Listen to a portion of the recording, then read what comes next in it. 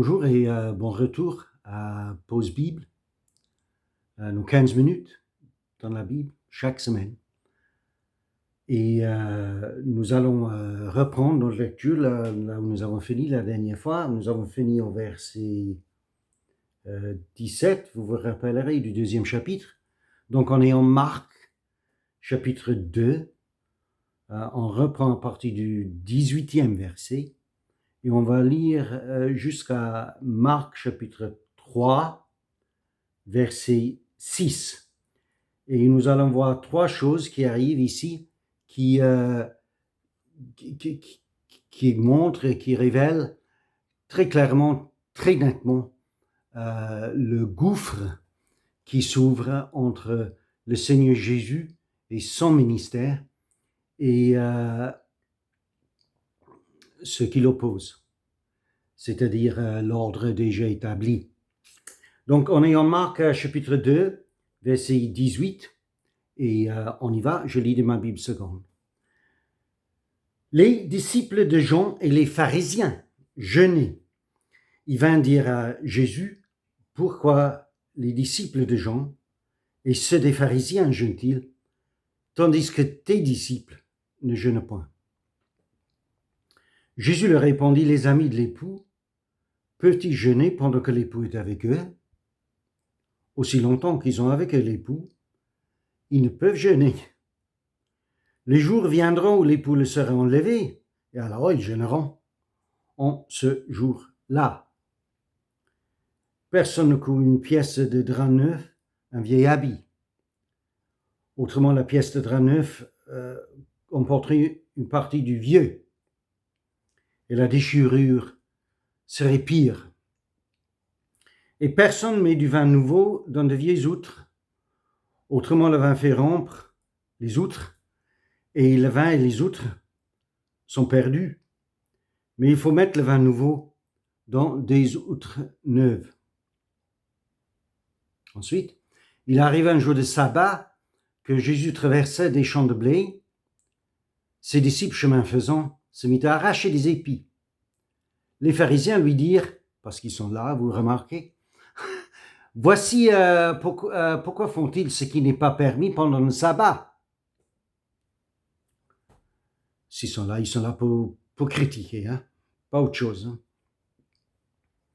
Jésus leur répondit, « N'avez-vous jamais lu ce que fit David lorsqu'il fut dans la nécessité et qu'il eut faim, lui et ceux qui étaient avec lui? Comment il entra dans la maison de Dieu du temps du souverain sacrificateur Abiatar et il mangea les pains de proposition,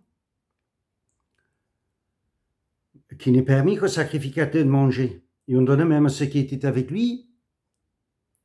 Puis il leur dit, le sabbat a été fait pour l'homme, et non l'homme pour le sabbat, de sorte que le Fils de l'homme est maître même du sabbat. » Jésus entra de nouveau dans la synagogue.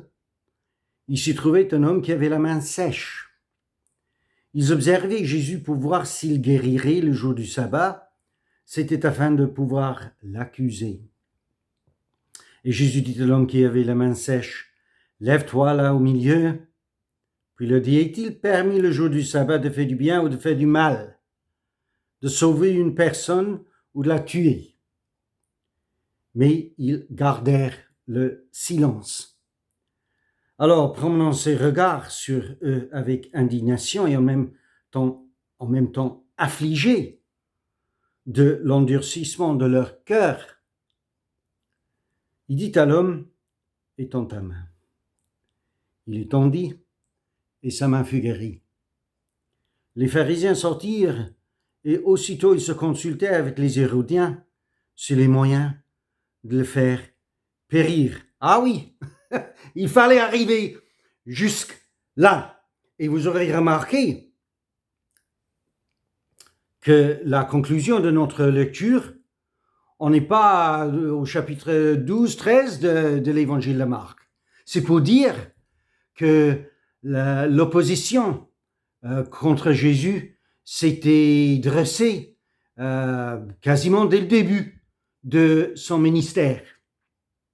Et Jésus a dû supporter cette opposition ses menaces, ses injures, ses critiques, éventuellement la mort de la croix, bien que nous verrons qu'il y avait bien autre chose qui se présente là aussi. Mais voilà, la contradiction des pécheurs, comme on l'appelle d'ailleurs dans la Bible, Jésus l'a dû supporter dès le début de son ministère. Et ça prend 3 formes, enfin la même forme toujours, mais il y a 3 choses que nous avons lues. D'abord, la première chose concerne ses disciples. Enfin, les deux choses, les deux premières choses concernent les disciples, mais en premier, il est question de la pratique. Enfin, c'est vrai, qu'est-ce que je dis? Dans les deux choses, il est question de la pratique des disciples. Et c'est intéressant parce que les deux choses ont à faire avec le manger. Et pour ce qu'on mange et quand on mange.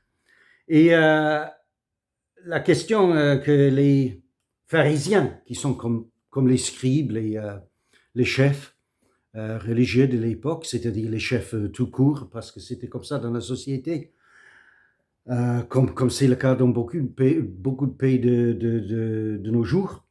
Et ces chefs, ils ont posé la question à Jésus, pour résumer la question, pourquoi tes disciples ne sont-ils pas aussi religieux que les disciples de Jean et des pharisiens, c'est-à-dire nos disciples?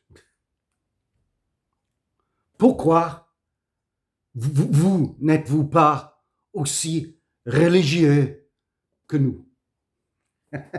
Ça, c'est la question qu'il lui pose. Et c'est la réponse de Jésus qui est tellement révélatrice, encore une fois. Parce qu'il y a... Ça implique quelque chose qui est bien arrogant si c'est pas vrai. Parce que qu'est-ce qu'il veut dire par là, Jésus, quand il dit que, en réponse, que les amis de l'époux peuvent-ils jeûner pendant que l'époux est avec eux? Bon, excusez-moi, si vous êtes avec un époux, vous êtes avec lui le jour de son mariage, c'est lui le centre de toute votre attention, c'est lui, on focalise sur lui et sur son épouse et le mariage lui-même, on fait tout pour lui, on fait tout pour eux, enfin pas pour jeûner, mais pour déjeuner, pour fêter, pour se réjouir de la vie et de leur vie qu'ils vont vivre ensemble. Ah oui, mais qui est l'époux?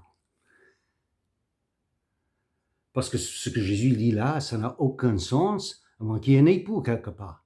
C'est bien évident, n'est-ce pas, que l'époux, c'est lui. Mais quelle arrogance! Parce qu'il ne parle pas lui-même en tant qu'époux dans le sens réel, quoi. C'est une image, bien entendu. Il n'était pas marié, Jésus. Non. Mais c'est pour dire que les disciples, ils se focalisent sur lui, ils sont centrés sur lui, ils s'occupent de lui, ils sont dans la joie tant qu'il est là, qu'il soit là. Et rien, ni personne puisse leur arracher leur joie tant qu'il soit là. Et puis quand il dit, les jours viendront où les poules seront levées, et alors ils jeûneront ce jour-là. Je ne crois pas non plus là qu'il prend cela dans un sens littéral. Oui. Les chrétiens, comme tant d'autres religions, jeûnent. Mais il n'est pas dans ce sens religieux qu'il faut entendre ce qu'il dit là. C'est plutôt encore dans le sens relationnel, parce que le vrai jeûne, c'est l'absence de Jésus. Le vrai jeûne, c'est pas l'absence de la nourriture. Le vrai jeûne, c'est l'absence du pain de vie. Et c'est lui. Donc, vraiment, il dit pas plus que ça au sujet de lui-même. Mais ce qu'il a dit, quel orgueil, quelle arrogance, si c'est pas vrai.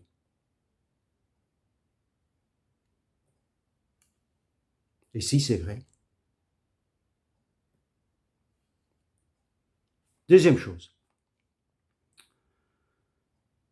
Maintenant, enfin, les deux questions qui sont là, qui suivent maintenant, c'est au sujet du jour de sabbat, parce que tout ce qu'ils ont dans leur tête, c'est leur truc. Hein. Et chaque religion, chaque culte a son truc. Et tout ce qu'ils ont dans leur tête, c'est pas ce qui est relationnel, c'est ce qui est leur truc, leur religion. Et leur truc, c'est le sabbat.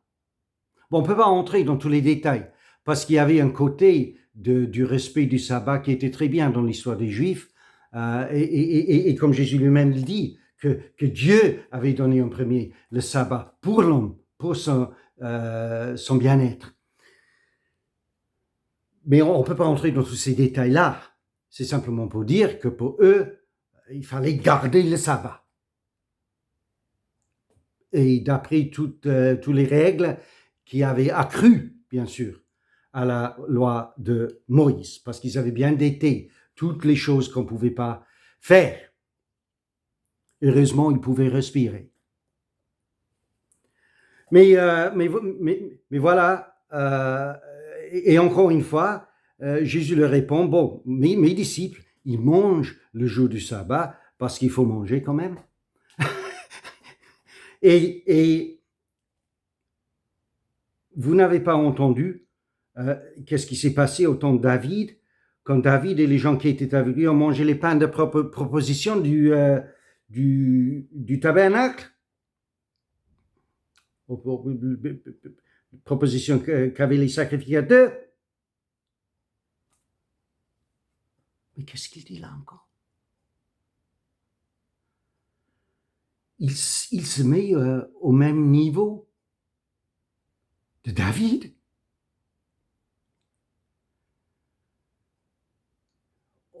Bien sûr, même les pharisiens, ils en honorent David.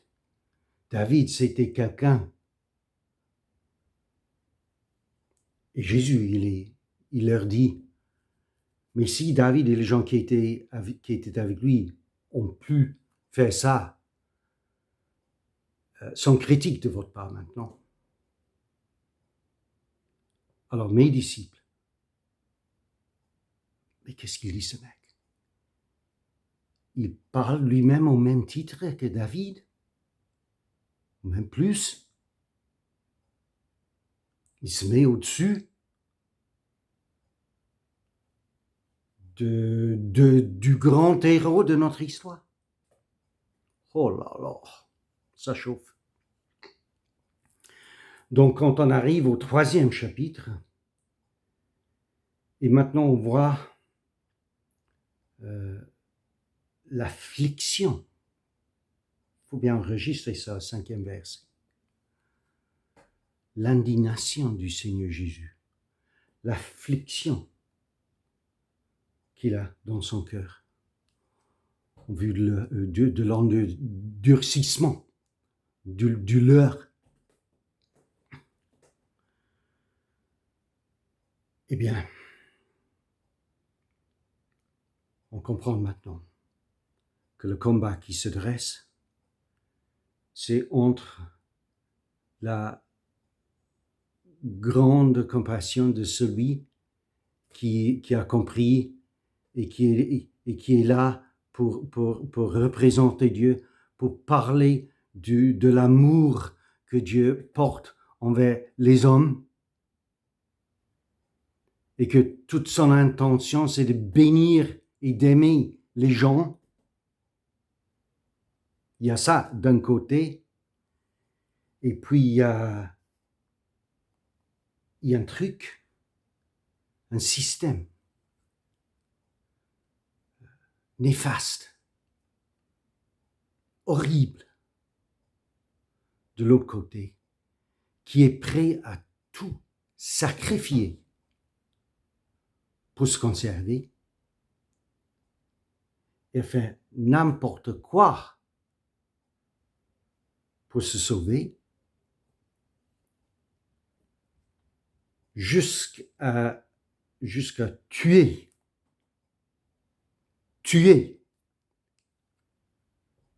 le messager qui vient de Dieu.